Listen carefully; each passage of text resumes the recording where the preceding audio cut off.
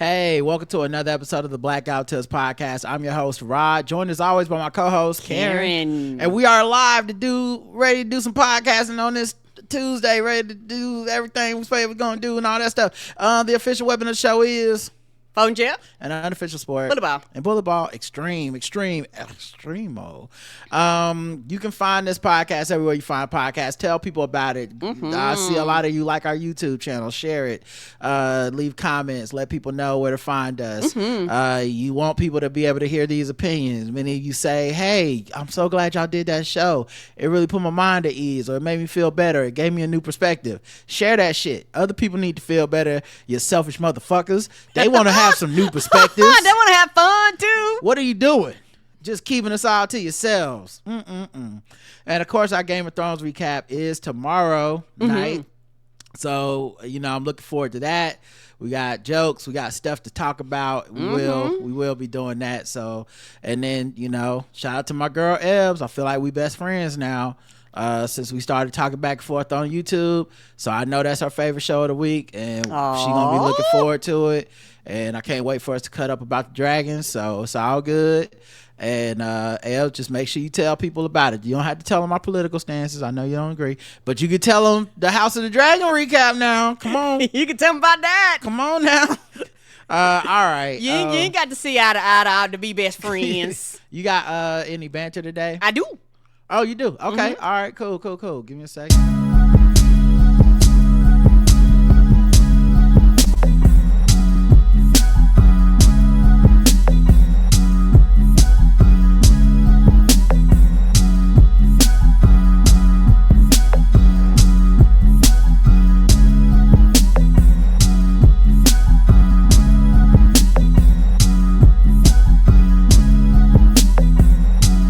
All right, that's Mystic. I think that's by Forever Crypto. But Karen? My first random thought, it's not really a random thought, it's a statement. I actually donated to VP Harris right before we did the show. I went on ahead and I donated some money. Okay, you're starting to come around. Yeah, I'm going to put my money where my mouth is. It's one of those things where I will forever have a burning anger about the way they did Joe, but at the same time, I'm really excited for her, and you have to take the wins where you get them, and you have to celebrate when it's time to celebrate. And actually, because sometimes you can get so wrapped up in your own feelings and your own emotions about woulda, coulda, shouldas and all that stuff, that you miss very important moments that are passing you by, and you don't even get to enjoy the moment that you're in because you're too busy focused on other things that you miss things that are right in front of you. This is we was talking on Keith and the Girl. This is an unprecedented time because within my lifetime, it's a possibility we will get to see something that I never thought we was going to get to see. I've seen the first black man president, and I possibility could see the first black female president of this United States of America, which is something that if you would have told me when I was a kid, I'd have been like, child, get out my face, you lying. We ain't gonna have nothing but 55 and 60-year-old white men. So you have to understand that. And also, it's one of those things where when things, this is my belief, when things run smoothly, it's a purpose and a reason for them. And I think that with everything running smoothly and it not being a shit show and it not being chaos and people not acting up, I think majority of people were very, very sincere when they was like, okay, Joe got to step down, but we're going to go for Kamala. Because white people individually are cool, but as a record label and the crew, you're sketchy. Sometimes you show up, sometimes you don't. I don't know what I'm going to get. So my anxiety is warranted and it's real because sometimes I'm like, okay, white people. Then the other times I'm like, what the fuck? So I have really been sitting. Your mom called me today. Me and her was, joking about some things. And it really made me get my perspective together. And it's one of those things where you need to, like I said, celebrate what's happening. Realize that I don't want to be the thing that I complain about, which is these motherfuckers that complain about not getting their way and then just kind of just complain. So I'm not going to complain. My reasons and how I feel is very, very, very, very valid. And I will continue to feel certain ways, but at the same time, I'm not going to let my feelings dictate how I feel about Kamala. And so I'm very happy and I'm very excited and I look forward to the future. This is one of the first time in months that it's been a united party, because all I've been hearing about how this niggas fucking go, you don't have that anymore. So let's get together, strap up, move on. I know people are going to do the polls and people are going to hit the streets and we're going to have people registered to vote. I think she raised like in 24 hours, like $200-something million. So bitch, let's go, because that's money that they would not have got otherwise. She energized the youth. The youth got TikToks about her, which nobody saw that coming. Like, I think a lot of her reputation has been about not knowing her, right? And where is she and all this shit. But in a strange way, because people don't know her that well, they can project positive things onto her, and it's not always negative things. And so, and of course, some of this is stuff she's signaling, that like she's already talked about Israel and Palestine, and how she's been the one, like, they gotta stop, and so people are more optimistic about what her campaigning would look like. The TikToks are vibing off of her being young. They're splicing together her dances and putting music to it. They're making jokes about how she's looking for a VP that's a white dude and stuff. Like, it's a lot of funny stuff over there, because the kids aren't scared of that. We'll see how it goes, if it lasts. But I think also propaganda wise and attack wise, none of the machine was prepared for this. They just didn't think Joe Biden would actually step down. They were hoping he would stay in, and they would just hammer him to death. And him taking himself off the board is clearly, we're in some unfamiliar territory, because the attacks aren't landing. And so many people learned from 2016 and 2020 that they're prepared to fight the misinformation and the hatred in a way that they weren't. Yeah. They made it not cool to say she could win in 2020. And, everyone's gloating for their own reasons and stuff that, I told y'all, da-da-da-da. But I'm telling you right now, everybody need to be a little humble. Everybody except me. Everybody need to be a little humble, because one, there were a lot of people saying get rid of Joe, but it can't be her because she can't win. Well, do you still feel like she can't win right now? It's feeling like she can win. The polls now have her in the lead. I don't believe polls anyway, but I never believed Biden was gonna lose because of those polls. But definitely, if she's in the lead, y'all can't not quote those fucking polls anymore. You can't act like they don't matter now. And I told you, when it was a theory asking somebody, could she beat Trump out of 12 different people that on the list, that's not the same as it's real, it's happening. What are you gonna do in November? So you got that. The betrayal that white women pulled in 2016, people are on white women's ass right now, and some white women don't like it. I was reading Newsweek, and this woman, what's her name, Alana Horowitz, wrote an op-ed basically saying she don't like the attitude that people have about telling white women that they better not fuck this up, and to vote for, like, it shouldn't be about her race. I voted for Barack Obama twice, and I hope the Democrats have messaging on something else. It's not about her race and all this type of shit.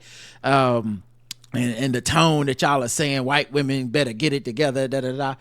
And at the end of the day, it's like, yeah, that is what we're saying. It's a true statement. Don't fuck it up. And here's the thing though. If she wins and y'all get that percentage down to even even 50-50, y'all are going to want to take credit because that's how y'all are built. Even those of y'all who said not to talk to y'all like this and da. I see that there's actually going to be a call for white women to organize the same way that black men did last night and black women did Sunday night. I think it's tomorrow that they're having a call for white women. And yeah, abso-fucking-lutely. They let Hillary Clinton down because they were supposed to be like the secret Facebook group where we privately feel. No, I like that. I like with this. Your chest. I like this energy. This is good energy. Welcome to the fight. You know, and for you say it don't work, it works on black people. It works on black men. People been shaming the fuck out of black people that don't vote Democrat. This is not some shit that's only happening to white women. Find you a black person that don't vote Democrat or just constantly talk shit and about how they getting their ass handed to them. Yeah, they're getting fried. This is part of being in the coalition. We fried motherfuckers that don't be on the same page. This how you get people to get down and lay down. This is the right energy. Because this is what it's going to take to get her in the White House. It's going to take everyone being like, hey, shut the fuck up. Hey, no, I don't want to hear it. We're not here for that. That's what it's going to take. And yeah, I'm positive. I'm happy. I'm optimistic. I mean, I was optimistic about Biden. So, I'm doubly optimistic about Kamala. I always thought she was a better candidate. I thought she was a better candidate in 2020. I thought all of them was better than Biden, but just motherfuckers won't vote for a person that's not a white dude, apparently. Right. But maybe living through Trump has changed some things. Maybe the threat of him coming back and him tuning up the rhetoric has changed some things for people. And I think this last 48 hours has shown that it's a change. 61% of those people that donate are like you, first time. Yeah. Like I've been getting all them. I have not donated. I have not donated, and I've been getting tons like everybody else. They find your phone number, you get 45 of them today, and I was like, okay. But I had to really sit down. I'm keeping it real within my own thought process and be like, okay, Karen, sit down with yourself, look in the mirror, get your thoughts together, navigate through these waves of emotions, and let's get down to the reality.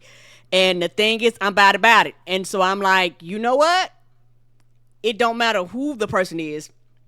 They're going to get my vote. And I'm sorry, it's 62%, but go ahead. And also, the thing is, this person looks like me. That matters too. And I think that for the first time, I'm going to keep it, maybe it's just me looking. I think for the first time, a lot of black women are like, I'm proud. And I don't mean that in a bad way, but they were like, a black woman can be going to the presidency. I'm going to come out. I'm going to go in full force. I'm pulling out the pom-poms. I'm hitting up my sorority sisters to be bullshitting and be like, y'all bitches get out here. Come on, let's register people to vote. Let's quit fucking around. We got shit to do. Frats and stuff like that, getting their people together. And everybody's hitting the streets, and I appreciate that. I think it's also the first time that people feel like they can say it. Because, at least in my opinion, y'all don't have to agree with this. Don't write in if you disagree. It's fine. But this is how I felt in 2016 and 2020. There were a lot of black women that wanted to pull for Kamala Harris. But the disinformation and the peer pressure of social media talked them out of being enthusiastic about a historic moment. Right. And so they talked themselves out of it. And I'm not saying it's anti-blackness. I don't know what it is. It is whatever peer it is. Pressure, yeah, whatever it is. It did something. And I'm going to tell you, as a black man, to this day, I still fuck with Obama, and I think he did a great job. Me too. I understand the people that got caught up in the emotion of it are the ones that are like, he let me down, but I'm not an emotional person when it comes to that kind of thing, so that whatever. But it felt good to not have to be ashamed. Right. To just be like, yeah, he running. Of course I want him to win. Does he have all my political ideals? No, but no president ever has. Right. Matter of fact, if you do have my political ideas, you wouldn't want to be president. You wouldn't even run. No, you would not. So I don't even know why I would hold him to a standard I don't hold them all to. And at the same time, I'm not holding him to the same standard as all of them because I'm biased. I say, yes, I would like this black man with a lot of beliefs that I think would make the country better to be the president. And it was a shame to watch even black women be afraid to get on board with that. I watched black women campaign for other people. I watched them, you know, because I think they wanted to be with someone who had a chance. You know, all that stuff about she's a bad candidate, she ran her campaign bad and all this type of stuff, whatever they say. I'm not even really debating it. It just felt like it was just a drain. And Joe Biden basically was the fullback that got her to the end zone within 5 yards of the end zone, because at the end of the day, that is the truth. The truth is, a black woman running for the job on her own, they were always going to find some reason she just was not to be taken seriously, and it wasn't going to be racism. Right. They weren't going to say, I just don't want a black woman to win. Some people came out and said a black woman can't be president. They never said why. It's not them being racist, it's everyone else. And so, yeah, this has been beautiful to see. And I know there's a handful of brothers out there that are very, you know, anti-black woman, misogynoir, hotepi, spreading misinformation and all that stuff. And they've been in our comments or our podcast on YouTube, and I'm banning them from our channel and I'm blocking their comments because I don't even know if these are real niggas or not, because some of these pictures are like a running back, and some white dude got caught yesterday logging into an account, taking a picture and saying he was a black woman who wasn't voting for Kamala Harris, and he fucked around and accidentally logged into his own account and not hers. And he made some type of weird ass excuse about it. But the point being, we're not living in a real, this cyber shit is not real. Come on. So I'm not really dealing with the fake brothers that, hey man, but what about black men? Maybe that gays and the women's is excited. I don't know you. I'm a black man. I'm not gay and I'm not a woman. I'm very fucking excited. Right. Thousands of black men hopped on a Zoom call last night. # win with black men. Donated over $1 million last night. I will not let you steal the narrative. I won't let you have it, fam. We not even concentrating on you. We active over here. We supportive. We want this too. And the handful of you motherfuckers that don't, you can suck my dick. I don't care. You don't get time. You non-voting assholes. Right. You run nothing over here except your mouth and the comments that are you allowed to post on YouTube until I get to your ass. So it's just been interesting to see this come together, and I think this is the right attitude. It's positive, but it's also a very it's a very purposeful positivity, and in their own way, we owe those donors, those mega class the people that got Joe Biden out the paint, we low-key owe them, because I would have rather been voting for Kamala Harris. I'm talking about 4 years ago. Right. But it was the limitations of the country. Yes. And the limitations of whiteness that made me go, maybe we can't. And so now, because shit is so bad, the same way it happened with Barack, shit is so bad, now we like, yeah, why not? She more qualified and she'd be better at it.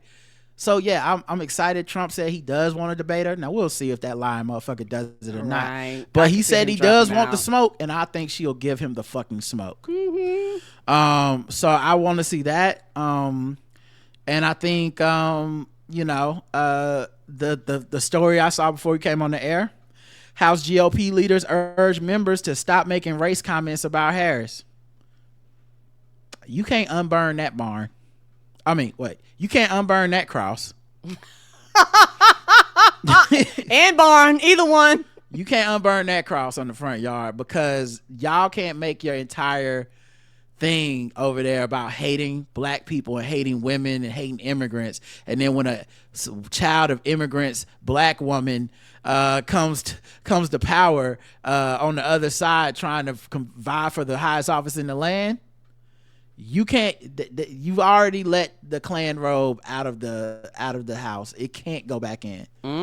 So you thinking y'all gonna be able to fix this? Because y'all stopped code switching once y'all started cozying up to Trump. Y'all love him because he don't code switch. Right? Ain't that the whole point? And you invited everybody into the party that y'all trying to run back to some 2008 shit on some like, hey, he's not a Muslim, he's a good man. Like y'all don't got that in you no more. Y'all are Muslims are bad people, and my opponent is a Muslim. Be scared of him and don't vote for him. That's what y'all would say today. So not that what John McCain said was good, it just was better than the shit y'all say today. Right. So yeah, it's gonna be interesting, man. Cause they were calling her DEI vice president. Said Representative Tim Burchett from Tennessee on Monday. Glenn Grotham from Wisconsin over the weekend questioned if Democrats are sticking by her because of her ethnic background. So that they're making racial comments. This should be not about personality. This should be about policy. We have a record to compare, said Mike Johnson, the Speaker of the House. This has nothing to do with race. It has to do with the competence of the person running for president, the relative strength of the two candidates, and what ideas they have on how to solve America's problems. I think in that comparison we'll win by a landslide. Here's the thing that I think is funny. They're saying this because they think this is the right way to go. I feel like the man running for president disagrees and will not talking about her race. I think he will absolutely triple down, swinging with it. Yeah, like I think he's gonna. I think they don't. That's his game plan. Like when does he go? Oh, I just want to talk about policy. Let's have a debate on policy. No, he doesn't do that. So he's just gonna say mean and nasty things to her the same way he said to other women who challenged him. Talking about her being brown, talking about her being stupid. Yeah. There's nothing I put beyond him. Right. He'll be in the middle of debate and ask if she's on her period. Like that's how fucked up he is. Everyone's just forgotten the kind of way that he is, and women especially that stand up to him trigger him immensely. Yes, they do. So yeah, it's funny to listen to them try to do this, all these hijinks and pull back into racism.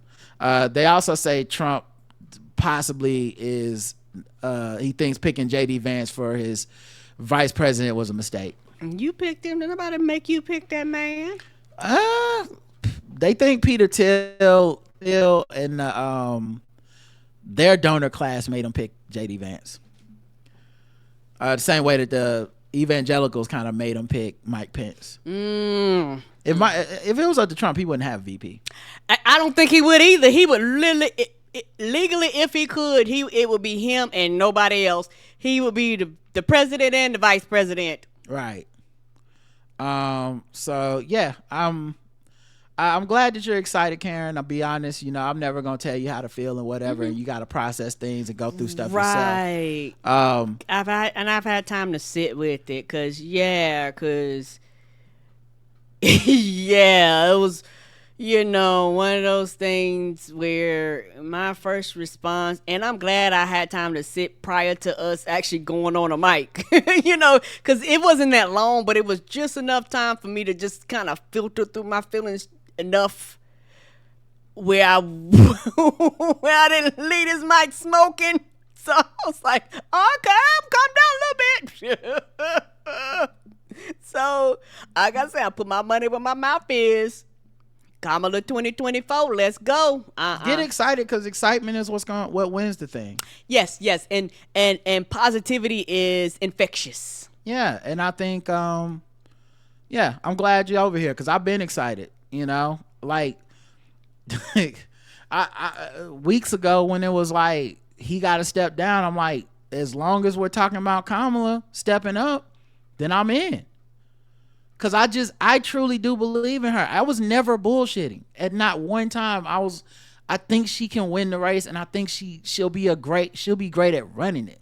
Yes. If she loses, it's because we let her down, not Agreed. Because she fucked up somehow because she's a loser candidate. Like, it'll be because we decided that we'd rather let this motherfucking ignorant ass bigot run the country than to do the right thing and be like, yo, it should be her. She's more qualified. She's better at it. She's fucking overqualified, if we're being honest. Yes, she is. Especially when compared to goddamn Trump. So, I think that's important. It's so funny, ironically, I just said that thing about Republicans trying to reel it in. with the racism. This is from 2 hours ago. An interview. Well, I think she's one of the weakest candidates I've ever seen in the history of our country.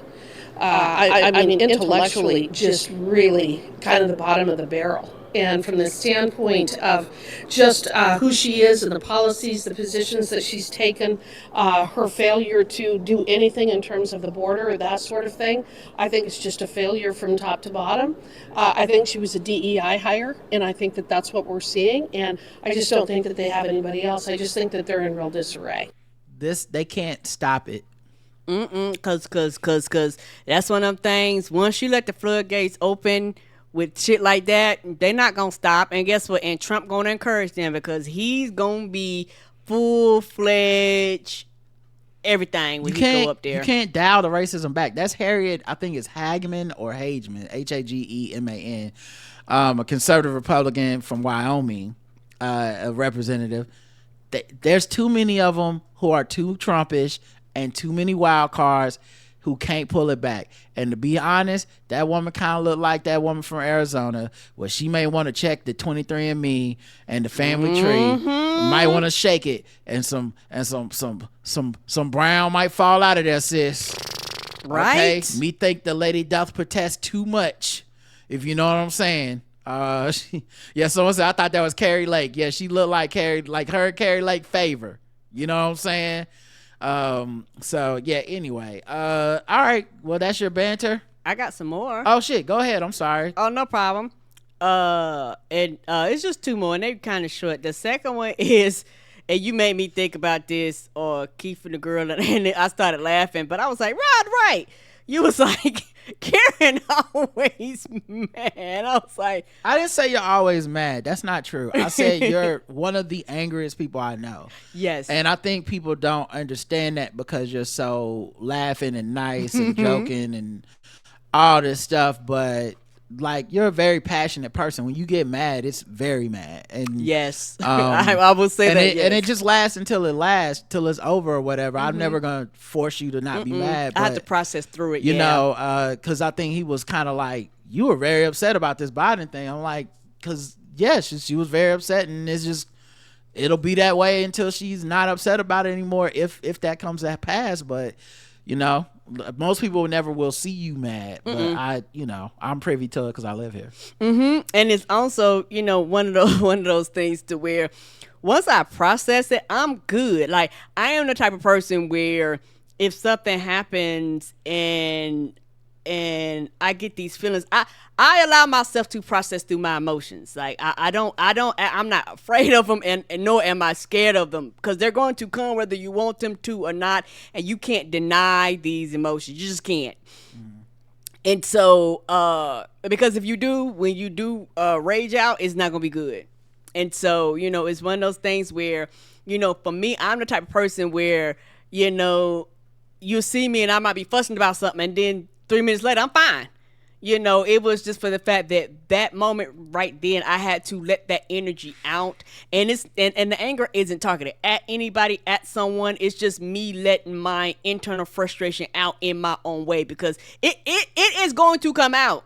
Well, people fail to realize, you know how else to come out? Punching people. You know how else to come out? Fighting people. You know how else to come out? Wasting hours online arguing with people. It's going to come out. Right. And so this is my healthy way of letting it out in my own personal space and allowing myself to be politically incorrect and allowing myself to navigate it. Why you say politically judgment. Incorrect? What was politically incorrect about it? Not about that, but sometimes I get mad and you have to process stuff, and because the way the quote unquote internet is and the way that things happen around you, sometimes you need to have these moments in private and like have private I hear moments. what you're saying. I'm just saying I'm not saying you do anything politically incorrect or whatever. I just think there's nothing. Anger is not necessarily a bad emotion. It's just part of the emotions that we have, and you can express that here. It's your space. You're not gonna be admonished for it. You're the one that gets on yourself, making you feel like you need to be in a box that is presentable to all these people and stuff. It's to me, it's why you're excuse me when someone's in your way, or I'm sorry when you shouldn't be saying you're sorry. There's nothing to be sorry about. If anything, sometimes people should be sorry to you. So a lot of times I think that's your way of shrinking yourself down, because you don't want to be seen as angry. You don't want to be expressing anger because you feel like there's some sort of taboo to it. But at the end of the day, we all get angry, and I think it's one of the reasons so many comments have already come in thanking you, and I feel just like Karen and stuff. It's one of the reasons when we did the show, I wanted to do it that way. Like, you go through this in front of everybody. I've kind of been through it, and also I just have arrived at, I was okay. I saw some of this coming, and this is my highest hope that it worked out exactly like it did, as opposed to, any other way where we would be talking about Gretchen Whitmer or somebody. So I'm cool with this, and so I wasn't angry about it, but I knew people were. So yeah, there's nothing wrong with that, and it's just part of it. And also, I'm glad that you allow me to navigate it the way I do, because everybody's kind of different, and that's just kind of my way. And like you say, I am very extremely passionate, and sometimes people mistake that passionate for anger. Sometimes it is anger, sometimes it's not. But that's just, kind of, how and who I am. And I thank you for loving me as I am, and just allowing me to navigate, through that process. Because like I say, it's something that I had to kind of navigate my way through, that the mucky mire of all these feelings. So this is the conclusion that I am, the place that I am today. So I'm like, you know what, bitch, let's go. Yeah. And my last thing is that you know that you are a gamer when you get excited about updates in your game. So I play Coral Island. I motherfucking love Coral Island. And today Wanga hit me and Bacon up and told us that Coral Island got a new update, and I was like, bitch, let's go. Because a lot of times, a lot of the games I play, they're on like Steam and like these other things, and sometimes it could take up to like a year, and shit like this for it to move over. And they let that out like a few months ago, and now we got it on like the PC, like my Xbox, and bitch, I'm so excited. And I was like, oh, Karen, you ain't fucking around, because I looked at my thing. I think I got almost 700 hours on this game. Bitch, I've been playing. It's not a game. I'm like, you know what? And the thing is, sometimes I think that I'm hard on myself, because I'm like, well, I'm not going to say complex things, but, I don't play some of the major party games that other people play, but it does not mean that I'm not a gamer. The amount of time that I spend, I'm pretty sure other people spend that amount of time in other things. But shout out to Wanga for getting me and understanding how excited that I really am about this update. And as soon as we get off this bitch, I don't know, it's so many gigabytes, kilobytes, whatever it is. Roger gonna put him on the Xbox, and bitch, I'm be playing. I'm gonna get to do all the fun shit that I've been seeing the people over in Steam and watching the YouTubers do. So I'm really happy, and I'm really excited. And child, it's gonna be the rest of my motherfucking week. Let's go. All right, let's get into some other segments. Let me see what you want to be. You better move your body. You better move your feet. And I want to groove. Show me what's cool. Riding Karen, baby. LGBTQ news. They're trying to take us down, but we still around. We lit. They're trying to steal a shine, but we on the ride. We lit. But you can't do what we're about to do. We lit. Black guys, tips. LGBTQ news. I don't even know how them niggas leave comments, because I know they be like, they talking about the gays again? Yes. Yes. This is not the show for you, Hotel. It is not, baby. Go ahead and click it off. Go back to Dr. Umar channel and leave us alone. Right. We're not your type of black people. We don't want you over here. We're not courting towards you either. Catholic group sues to block Michigan's conversion therapy ban. So there's a lot of double negatives in that sentence. Right? My brain processing like, huh? So a Catholic group, okay, so they on the wrong side of this, is suing Michigan because Michigan has a conversion therapy ban, meaning you can't send people to conversion therapy, kids, and torture them into saying they're not gay, right? So that they can fit into society and then live in what are you gonna say? You shouldn't be allowed to do that. I agree. Yeah, it's torture basically to me, and I think it's illegal. It should be illegal. It's child abuse, and oftentimes these fucking people that run it end up still having repressed urges and desires, and end up being gay later on in life after fucking terrorizing so many other people along the way. How many documentaries gotta come out? Yeah, I watched so many documentaries like this. It's so sad. It's so fucked up. We can't ungay people. I'm sorry. We just don't. We can't do that. We shouldn't be doing that.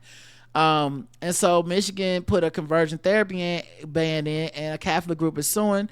Why would they be suing? Always the same reason. Trying to get this shit to the Supreme Court. Yes. So they can try to make conversion therapy not illegal, and basically if you can make it legal in some states, you can make it legal in enough states that you can keep this practice going. That's always what the goal is. Of course. It's the Beckett Fund for Religious Liberty. It's always named the opposite of what it's about. Ain't it though? The lawsuit on Friday, July 12th, on behalf of Catholic charities of Jackson, Lenawee, and Hillsdale counties, and Lansing-based therapist Emily McJones. The suit argues that the bill violates the plaintiff's rights to free speech and free exercise of religion, despite the fact that the law does not apply to religious institutions. So this is even sadder. The law doesn't even say religious institutions can't do it, which is terrible. It should say you can't.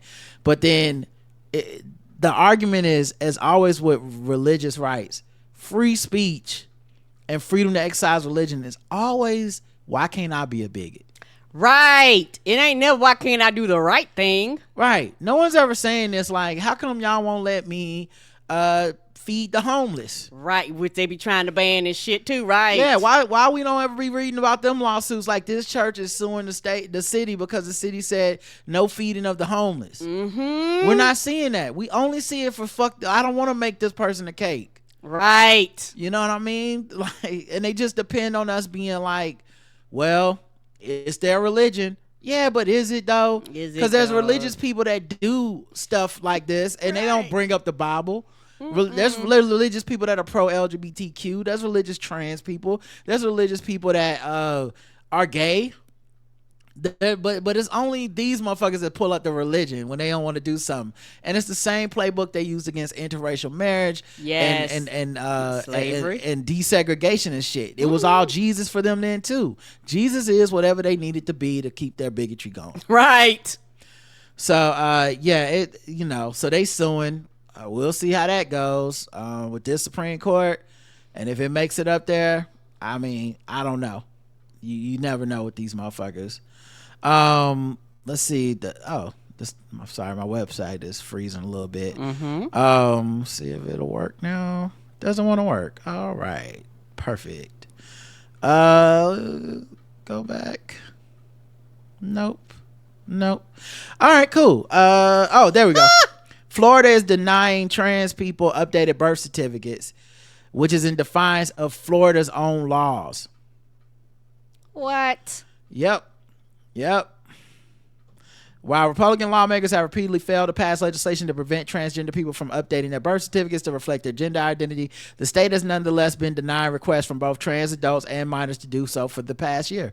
Keep in mind, what's their argument whenever they say a religious person can't do something? They go freedom of speech. Why is it not freedom of someone's speech to say, I'm changing my birth certificate? Why isn't that covered as free speech? Yeah, just change it to keep it trucking. Why isn't that free speech for me to say I would like to update my birth certificate? It's mine. It's mine. I should have the freedom to do that. Now, even though we don't have a law against it, you can't do it. Since last year, trans minors and adults in the state have received letters from the Florida Department of Health Bureau of Vital Statistics denying their request for amended birth certificates, even when all their other government issued ID documents reflect their gender identity, and despite the fact that they have provided documentation of their gender transition that has previously been accepted. So yeah, Florida, they make up whatever laws they want to pass down there, especially under Ron DeSantis. Elon Musk claims his trans daughter is dead because she transitioned. What? They're not dead. What are we talking about here? Yeah, this is a sad thing playing out in public, because so many people told me this man was a wealthy genius and very liberal because he made electric cars to sell to people.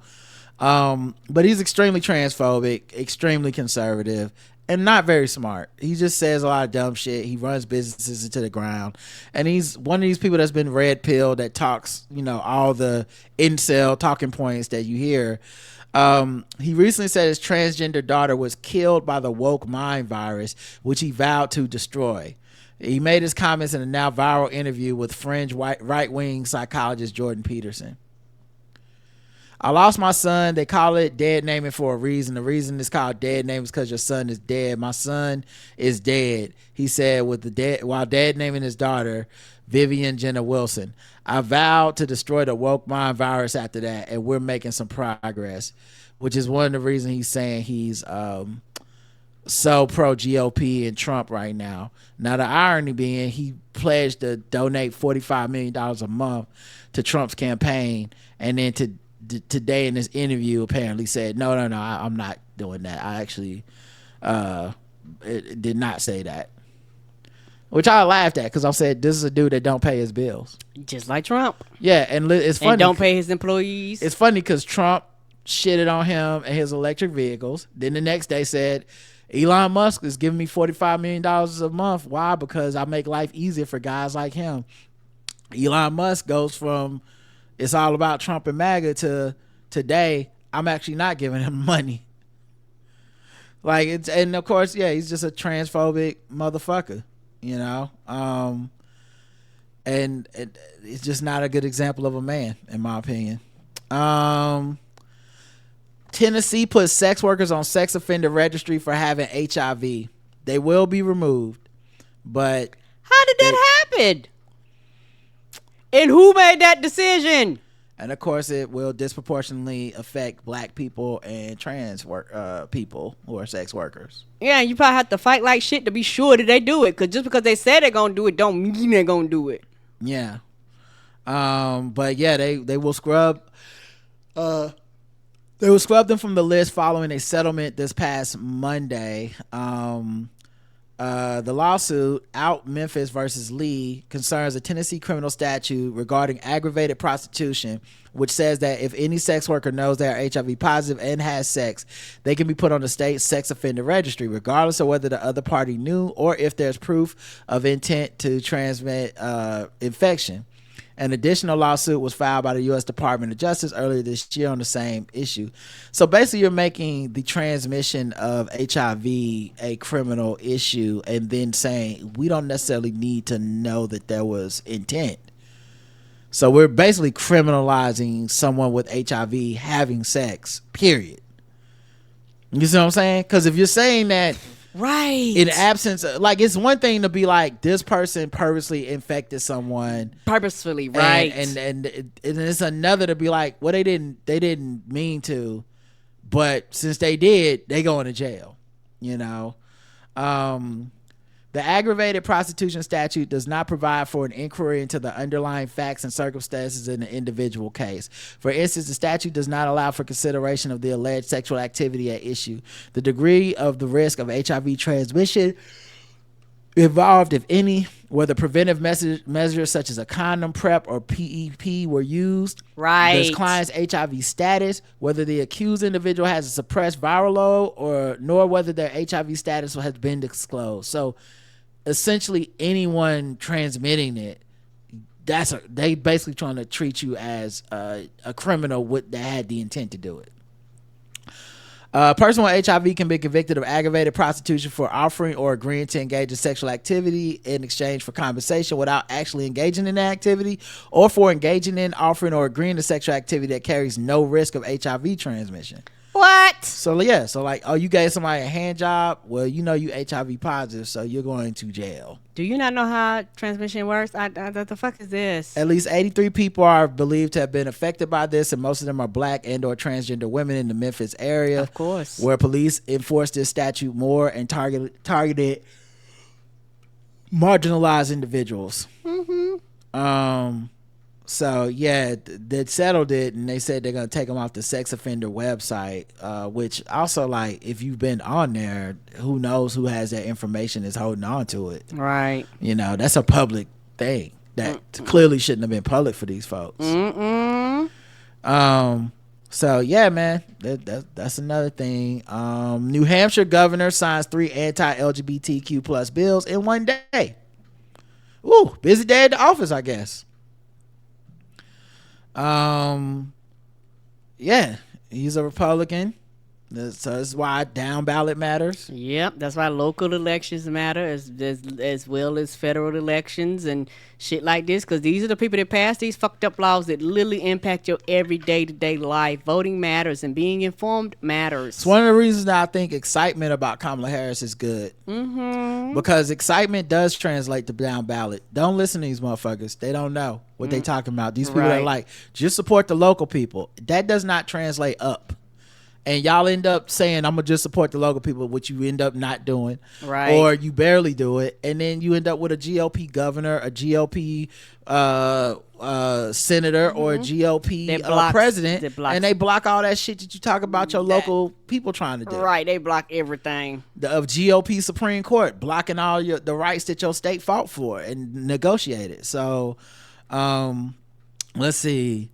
He vetoed HB 396, which would have allowed any person or organization to use biological sex as criteria for accessing gender-specific spaces, such as bathrooms, locker rooms, and prisons. The other piece of legislation he signed were a major step back for trans people and have been criticized heavily. He explained his veto, writing, "The challenge with HB 396 is that in some cases it seeks to solve problems that have not presented themselves in New Hampshire, and in doing so invites unnecessary discord."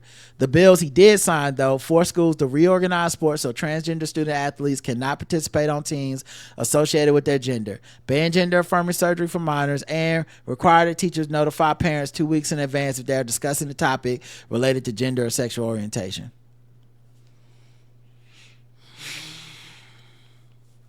So he put that in the law. Sununu became the first governor in modern New Hampshire history to codify discrimination against the trans community into law. Let's be clear, the politicians pushing these measures do not champion freedom or safety, but rather seek the control over our bodies, says Liz Canada, a spokeswoman for Planned Parenthood New Hampshire Action Fund. Right. So this is why things like this just confirms in me and makes me even more, I'm using my favorite, more dogmatic, quote unquote, about Kamala. T-shirts available in the store. Come on, it makes me very dogmatic about the situation, because I'm like, hey, who you put in office from the top to the bottom, I don't care if it's a goddamn dog catcher, that shit matters. Who you put on school board matters. Who's running your city councils matter. Your county commissioners, police chief, all this shit fucking matters. And it's really easy to blow it off when you feel like these things do not impact you. But when they make laws, you realize they impact you when you break them, and or you realize they impact you when they affect people around you. So you have to care. These things are going to impact you regardless of if you vote or not. So you might as well go ahead and put some skin in the game and vote. So when shit don't happen, you got the right to fucking be enraged and complain because you put 5 on it. Don't put nothing in and then expect 10 back. It don't work like that. Yep. GOP forces library to require ID from patrons under 30 to access adult books. What's an adult book? Books with queer themes. Under 30? Which is something a new law defines as sexual content. So it could be just anything that has any queer teen in it. Or, you know, like, oh, a gay person is in this, I'm going to need to see your ID. And books that are actually designed for teens. Mm-hmm. But you can't be gay. If it was straight, if it's The Fault in Our Stars, no problem. I never read that book. I assume they straight, but you know, it's fine for those books. You don't need no ID. You don't need to be carded or nothing. So if you have somebody just like Fabio with his hair in the wind, Totally holding the rose, talking about I can feel the thumping of his man rise, and he thrusts himself inside of me. Well, I can maybe read that though. No, maybe that. Nah, they might not let the kids read that. It considers obscene materials to be anything that includes nudity, sexual excitement. So I think the Fabio thing is sexual excitement. Okay. Sadomasochistic abuse and sexual conduct. However, sexual conduct is defined broadly and includes homosexuality, with no clarification as to whether this means explicit sex or just the existence of LGBTQ people in the book. Right, because it might not be about them, but they might be a character in the book, right? Yep. Can't have our kids knowing gay people exist in fiction. Then what would they do? Lord, what would they do? All right, last one of these bummer ass stories. I'm sorry, guys. Right. Look, we got to do our job over here. And I'm sure this way we'll get the people that hate Kamala off of the feed. Please, yeah, go on somewhere. Historically black fraternity Phi Alpha has moved to ban trans members. Is reportedly moved to ban transgender members, a decision that has caused a rift between older members that make up the organization's national leadership and its younger general body and collegiate alumni chapter leadership, according to GLAAD. Yeah, I can see this being a huge divide, because a lot of older people are really heavy into religion and really heavy into traditions and, you know, really heavy into gender roles, and you have a younger generation that is more freer with those things, and they're like, hey, what y'all doing? They like, and the thing is, they like, we give money too, y'all want our money? The thing for me, I think, is not just age and religion and all that stuff. I think the biggest factor here is because it's a fraternity, which means when you get let in by who? Your peers. Right. So if someone is trans and they're in the community, they're in the fraternity, they've been vetted in the ways that fraternities do it. You know, whatever qualms you have about that, I'm not debating them. I get it. But whatever the process is, right. So it's not just a youth thing. This person's in because they're my friend and I see them as my brother. Right. And now you got people that are not actually in community with us anymore. They got jobs, they got families, they got wives. They show up for the alumni function once or twice a year. They're the people who actually make the rules. Yes. And those people are like, fuck that. Because we didn't let no trans people in when we was your age. And we the ones that get to decide. So that's why it's creating a divide too. Is it's literally like, if you got, it's that weird bigotry thing. If you got to know them, well, we don't. And we don't want to get to know them. So y'all can't have them in the fraternity because we decided. And also, you know, this is, you know, these fraternities, sororities have their ways around them. You know, like you brought up the tradition thing. The tradition thing is not always good. A lot of times tradition stuff can be fucked up. Yeah. And I know I'm not a member. Put and people some in people, boxes. Yeah, I know I'm not a member, and some people get offended by non-members talking about something, but I'm not a Catholic either. And if I think something is fucked up, I'm gonna always say it's fucked up. I'm not gonna, I don't need to be in the party to say that's fucked up, you know? And I'm not asking to be in the party. I'm not asking to do anything for me. Right. I'm just saying, I think this is fucked up.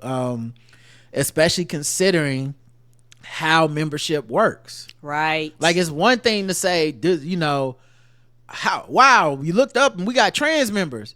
Yeah, because they went through the process and the people in there at their school that are in community with them accepted them and said, yeah, we don't have a problem.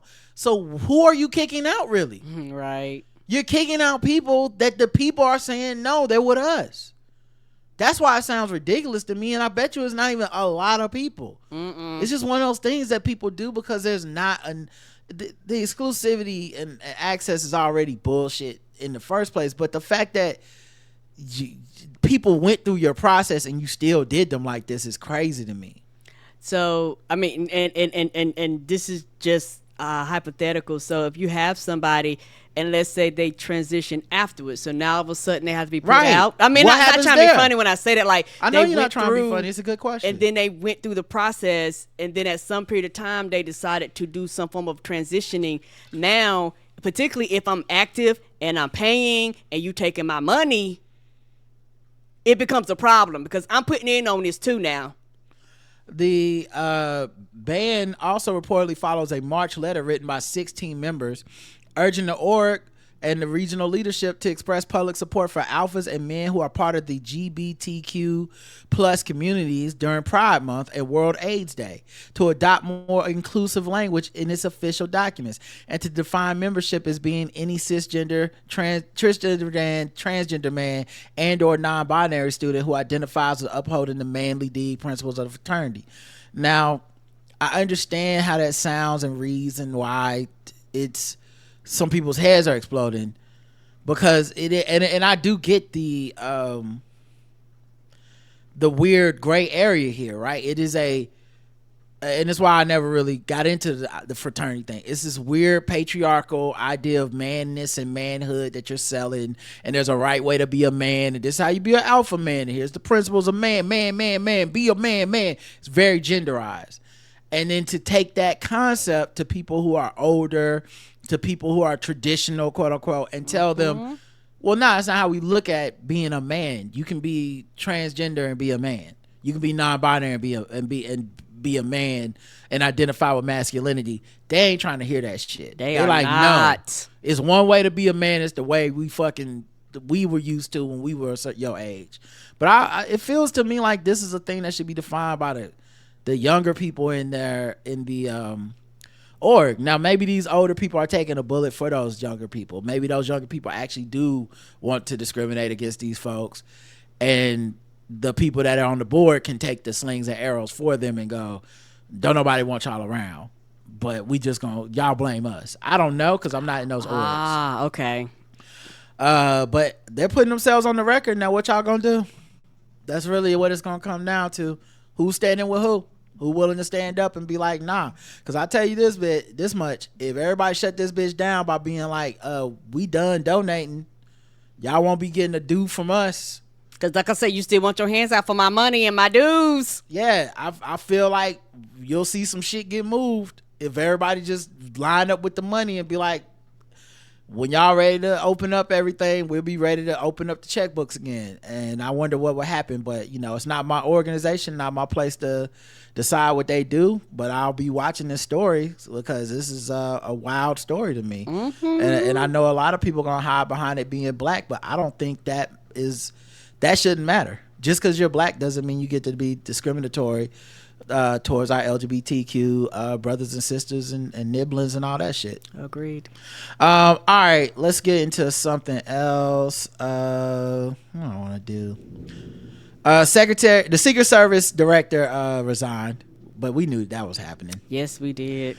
Like, it was no fucking way. They was all in her ass. I was like, she don't got no choice, and I just feel bad that she got to take one for the team, but it was like as soon as everything went down, and I mean they gave anybody a hard time, but I personally believe they gave her a hard time because she's a woman. On top of everything else too, people don't, maybe that's just me being a woman, knowing how women get it extra hard, but they're gonna a bitch was in charge and let this shit happen on her watch. I'll say this: it definitely wasn't no easier because she was a woman. I know that much. But I think this is one of them ones where you getting fired no matter what. I agree. Yeah. I agree. I think if she would have been a man, she still would have got up there, got cussed out, and been told you need to step down. And Democrats and Republicans was firing her, so it wasn't even just a one side thing. Which is why I don't have a problem with Jack Black. I know we polarize, but you actually really can't. It's really a serious thing. Yes, it is. The Toe Curlin reply all email that a city worker accidentally sent to colleagues, including San Francisco DA, that unfairly cost him his job. Lawsuit says. That's a weird title. A man is suing San Francisco's DA office after losing his job because of an accidental reply all email. Javon Thomas, 56. Why can't I see? Wait, why? Where's his picture? They put. Okay, I think this is no. That's not her. That's not him. It's the DA. Damn, I was gonna play guess the race with this, but they got pictures of the DA and her husband, but not the motherfucker that sent the weird email. Yeah, I can't find a picture of him on the internet. Yeah. All right. It's very interesting that they would only have her picture in there. But anyway, so he sent this email. Reply all to everybody. And he's 56 years old. This is 6 months after the email that he's suing. In it, the trained victim advocate appears to ask the married 42-year-old district attorney Brooke Jenkins what color her panties were. What? And you before profusely apologizing in a follow-up seconds later. So you did it. So everybody, so you CC'd everybody in this bitch, and you talking about I got unfairly fired. Both messages were sent to the entire office with the staffer's full email signature. This suggests he sent the messages from a work laptop in a reply to a calendar invite for an event memorializing the 1998 torturing and killing of a gay college student. He was fired that day, but now claims he was wrongfully terminated. You don't get the whole ass out my motherfucking face. What is we talking about here? You see emailing out talking about what color my drawers is. You talking about, oops, my bad. Y'all shouldn't have fired me. What? Yeah, it says regarding event commemorating Matthew Shepard. And in his reply, it just says, what color panties you have on. In the Superior Court complaint, attorneys for Thomas wrote how he'd been texting with a longtime friend whose father had just died and intended to cheer him up with the message. It had asked what color panties you have on, hoping to cheer up his friend who was distraught and grieving the death of his father. Thomas intended to text his friend a joke question of that sort that the plaintiff had sent his friend on occasion in the past. And you know what? Don't be playing out on your work phone. I mean, on your work shit. Don't be playing. This a work laptop. They monitor in email and everything. They can see everything you do. Quit fucking around on they shit. In the context of their longtime friendship, the plaintiff's flip question had no sexual, off-color, obscene, misogynistic, or sexist meaning or intent. Rather, it was a goofy non sequitur by one longtime friend to another friend intended to try to divert and cheer him up while he was going through a difficult and upsetting experience. Thomas' text was not an actual inquiry about the color of his friend's panties, as plaintiff was aware that his friend was a straight male who did not wear panties. It was a silly joke intended to cheer up his friend. I do believe that that's what he meant to do. I don't have any problem thinking, because I get everybody wants to think the worst of people, but right. Let's just take back for a second, step back and think what he would have meant to do. Privately send this person this on his work email that this person he don't fuck with or know like that, or send this to his friend and he just accidentally replied all, or send this to his friend but he shouldn't have been using his work computer or whatever. I don't know, like that sounds like a plausible excuse. Maybe more in the article will come out and we'll see that he's lying, but that's a good excuse if you got to come up with a legal defense. Is I was just sending it to the homie. It's obviously a joke. Boy, you shouldn't have been joking on the work computer. And that's going to be their whole point. They're going to be like, if you weren't joking, this wouldn't have got sent. How do you know this wasn't offensive? Like, everybody's seen this. Like, this is a problem. Yeah. Let's see. Before that, he frantically told fellow employees he had accidentally messaged good afternoon, everyone.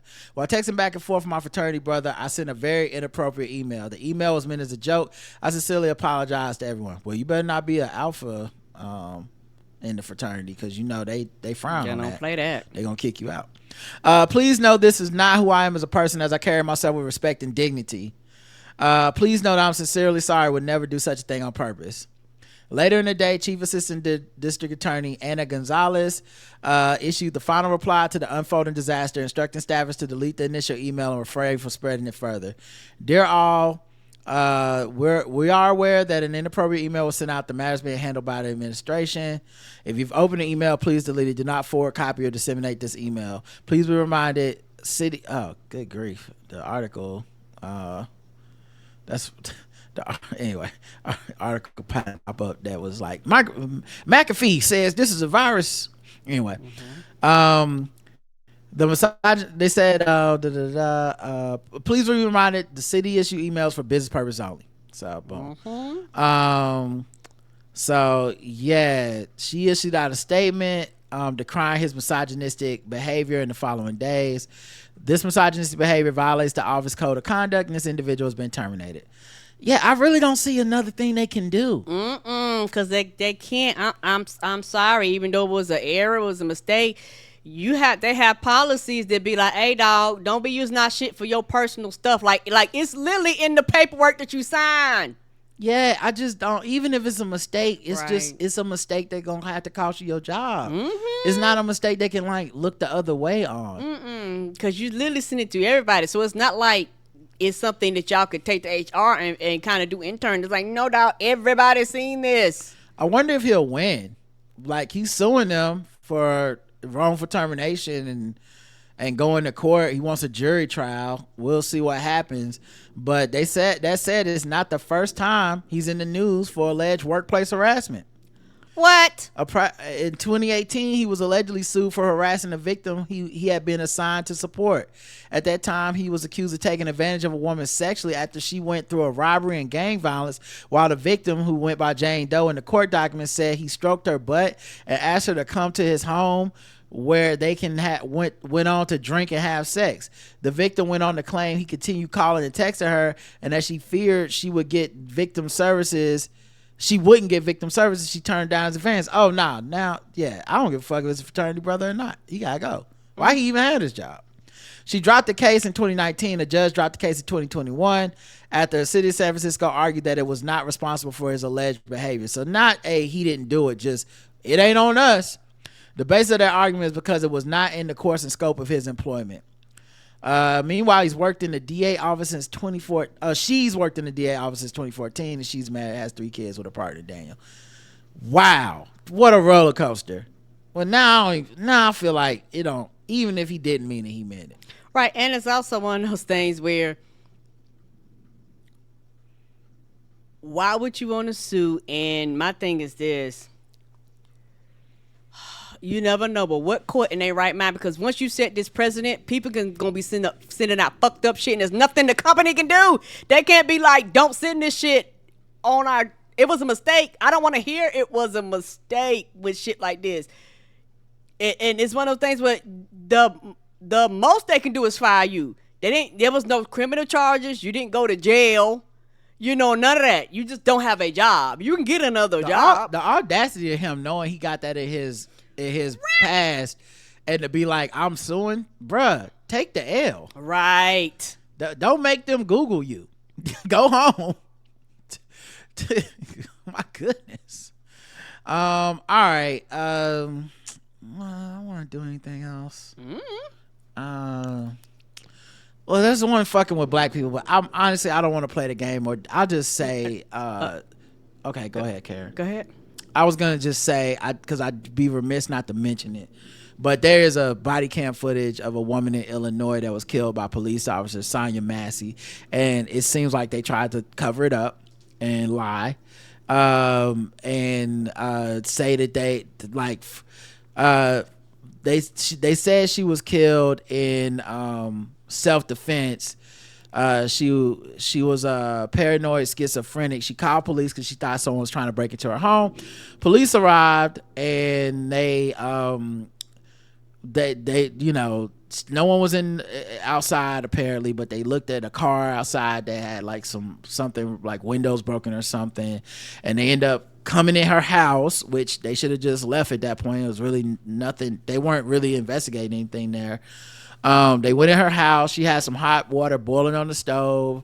The officer told her to move the water.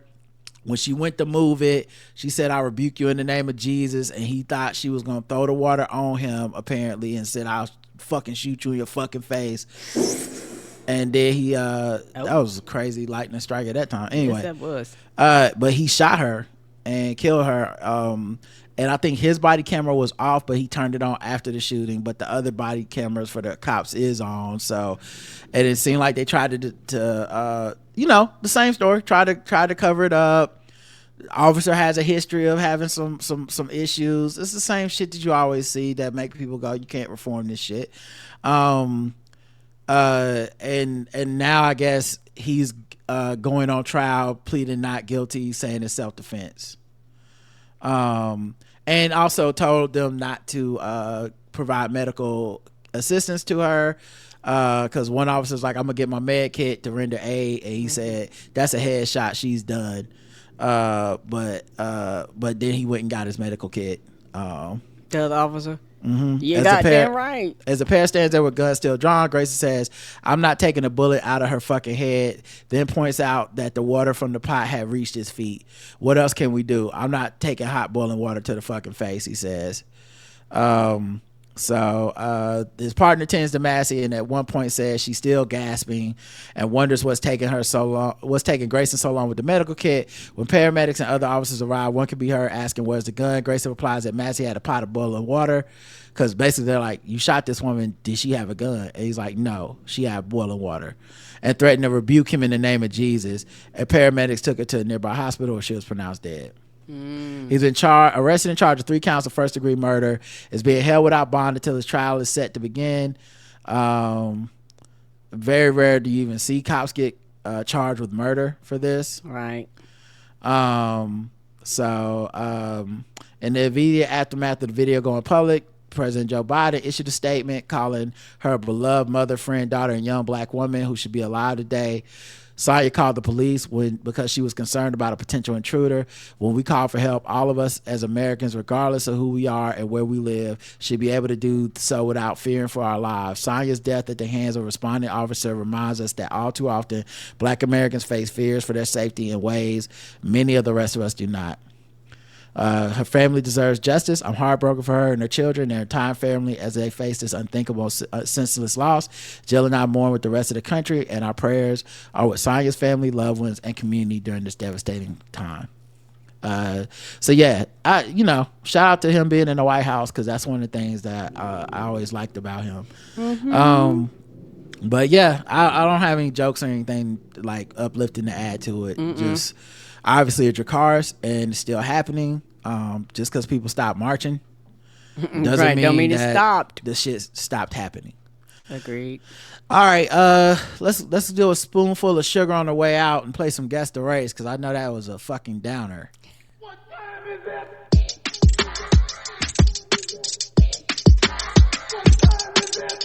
It's time to guess the race. It's time to guess the race. It's time to guess the race. It's time to guess the race. Guess the Race. We go around the globe and we find different articles. Guess the race of people involved. Karen plays along, as well as the chat room, and they're mostly races. An alleged drug deal observed by police on Grove Street led to the seizure of counterfeit Adderall pills and arrest of a Tewksbury man charged with trafficking methamphetamine. Oh, okay. Where's Tewksbury? I don't know. Okay. Arizona, it seems. Maybe? Okay. That's a unique name for a town. The Sun. I think this is Arizona. I don't know. Anyway, Tewksbury police said members of the department's narcotic unit saw a man later identified as 30-year-old Cameron Joyce involved in illicit transactions on Thursday outside a Grove Street home. Joyce was taken into custody at the scene. During the ensuing investigation, police said they uncovered what appeared to be 135 Adderall pills. Ooh, 135. But they tested it. Turned out they're counterfeit pills manufactured to look like Adderall, but instead they contained meth. Wow. Man, if y'all buying y'all Adderall pills on the street, what's wild that you could get meth rather than the Adderall? Do it have the same effects? I don't know, and I don't want to find out. I'm good. Do you find out do you just be like, Adderall make your teeth fall out and make you want to damn clean everything in your house with a toothbrush? Right. Joyce was arraigned on Friday, trafficking in 36 grams or more of meth, operating a motor vehicle with suspended license, operating an uninsured motor vehicle, unregistered motor vehicle, operating a motor vehicle with suspended license. Damn, everything with the motor vehicle needed to be updated. Shout out to my girl, Shalay was sharp. Yes, He was out here trying to break 2 laws at once. no law. Yeah, if you gonna break one, don't break 2. All right, Karen, guess the race. Child, this is white. All right, let's check the chat room. See what they small town meth, all signs point to white as snow. Oh man. Let's see. I didn't know I couldn't do that white. And he white. White as fuck. Oh, this is Mighty White, JD's cousin White. Person that got hit with a folding chair in Montgomery. Definitely Walter White, Wizzy White. The correct answer is, I think everybody said the same thing on this one. And everyone got it correct. He was white.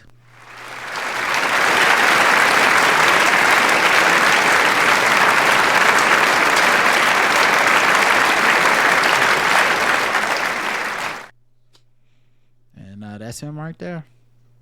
So, babies having babies. No. Let's see. Cops. Never good for the person involved in the article when it starts with cops, right? Let's see. The emperor's helper had no clothes, Florida police say. Following recent reports about a male intruder sleeping inside a Vero Beach apartment stairwell, an officer on foot patrol yesterday found the suspect standing inside a common room around 3 a.m. He was fully nude. His name is Gregory Gornell, 44 years old. He told police he was staying at the facility because he was the emperor's helper. Ew. What? Oh, see, he reportedly told the officer that the building, an independent living community for residents over the age of 62, was under new management, and that the emperor told him he could stay there. Oh, that ain't how that works. Sound like he was having some issues. Got all them older people that like 62, so all these people are probably retirement age. Well, the emperor said he could stay there, Karen. That's chilling in the hallway. You ain't getting no room. I thought the emperor was supposed to hook his boy up. The emperor of who? The building? Right. The emperor of what?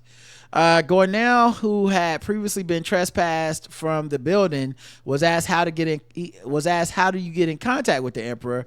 He advised that such royal outreach could be done through the electric lines. Oh.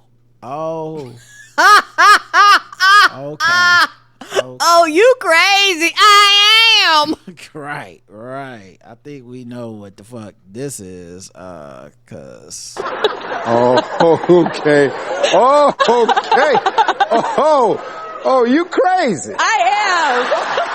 He must have had some of them Adderall pills, if you know what I'm saying. Yes, he did. So he was charged with trespass. He pleaded no contest. He was adjudicated guilty of the misdemeanor, for which he'll spend the next week locked up.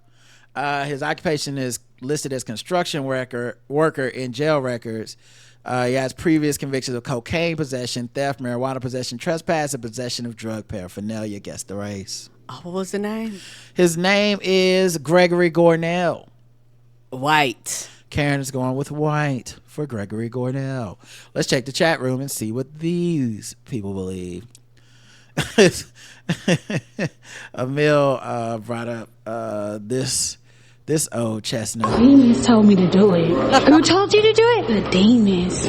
Let's see. White. Charles Manson White. Wacky White. This is a lost black man. Betty White. The correct answer is white.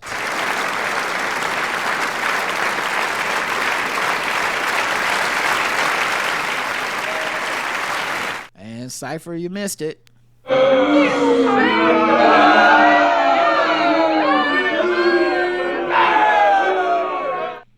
So that's him there. I'm guessing they gave him that thing to wrap around himself because he ain't have on no clothes.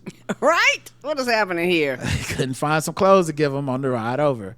All right, let's go to the bonus round. So far, Karen, I believe you're 2 for 2. Woohoo! If I'm not mistaken. I am. All right, so here we go. thought the bitch was white! I ain't racist. How can I be racist about anybody or anything in my life?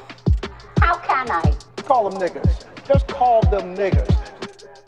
It's time to get Gold the race. teeth, gold chain wearing, fried chicken and biscuit eating, monkey ate baboon, big thigh, fast running, high jumping, spear chucking, 360-degree basketball. That Sharon Osbourne clip makes me laugh every single time. Don't it though? Who could even be so confident? She said anything to anyone ever in my life. Like, girl, what are you talking about? Would-be bride busted over prenup battery. Oh shit. A couple set to be married this weekend got into an argument over signing a prenup agreement that turned violent and resulted in the would-be bride's arrest for domestic battery. I wonder how that don't happen more often. Like, that's the thing. Everybody always be like, you just get a prenup. And I'm like, I don't know, have you seen people? They don't seem very reasonable about stuff like this. Investigators allege that Molly Rose Hogan, 26, and the male victim were engaged in a prenuptial quarrel late Sunday night in Florida, of course. The victim told cops that Hogan grabbed him around the head and struck him on the chest, torso, back, and legs, causing multiple physical injuries. The attack, the man said, was prompted by a heated argument over signing the prenup agreement prior to the marriage. I think this is going to be a rocket start. He attempted to escape from the defendant multiple times and was ultimately separated from Hogan by witnesses who corroborated the account of the incident. I will tell you this. That's probably the worst argument for why I should not have you sign a prenup. Just saying. I definitely don't want to put life insurance in your hands. Police allege that one witness, the victim's brother, was bitten on the arms by Hogan as he sought to stop her from battering his sibling.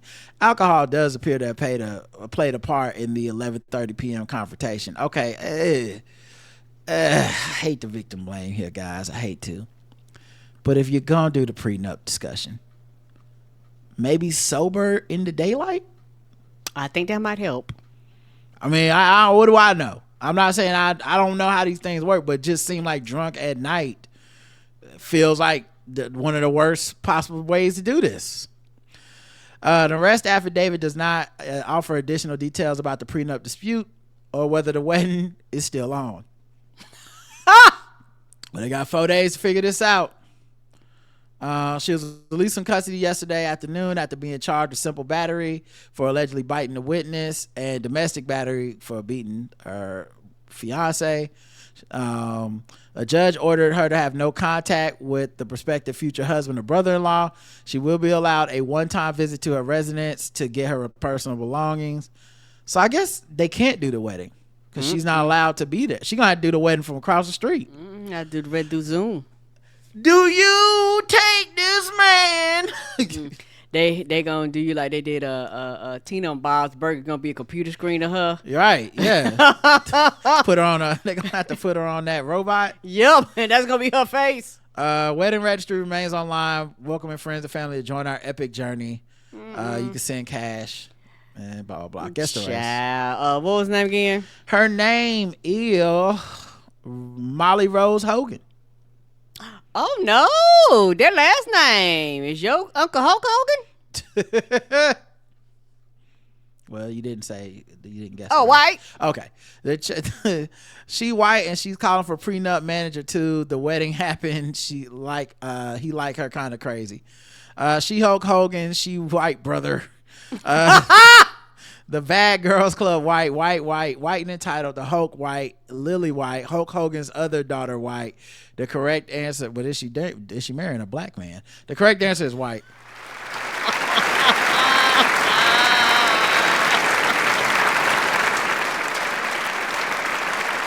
Hulk Hogan probably wouldn't attend if she was marrying a white man, but she kind of looked like she could be Hulk Hogan's daughter. So who knows? Well, her face definitely looked like that's the face she made when he brought up that prenup for sure. And he ain't bringing it up for no reason. And her doing that was probably a better reason why that you should not be married. Yeah, if they get married, boy. She must got that good. Ain't worth it.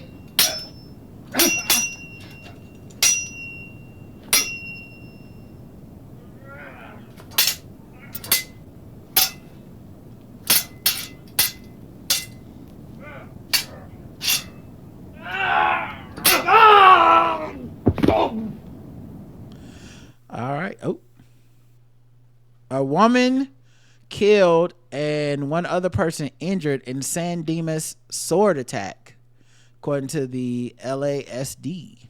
I think I can play this news article, possibly. Let's find out in like 3 seconds. Let's see. The bizarre scene. Oh wait, y'all gonna hear echo, I think. Okay, so give me a second correct to it, fix yeah. that. Your echo. All right, here we go. Cell phone video showing a woman in San Dimas carrying what looks like a samurai sword, leaving a trail of blood up and down the sidewalk. I heard the sirens around, and then I heard the police says, "Get down, get down." Tran Garcia was home when it happened. At the time, she didn't know the woman was carrying a sword, nor that another woman up the street had been killed. You know, we are shocked. We are stunned. It happened around 3:30 in the afternoon on Huntington Avenue, just north of Cienega. The call coming into the LA County Sheriff's. That street name sound racist.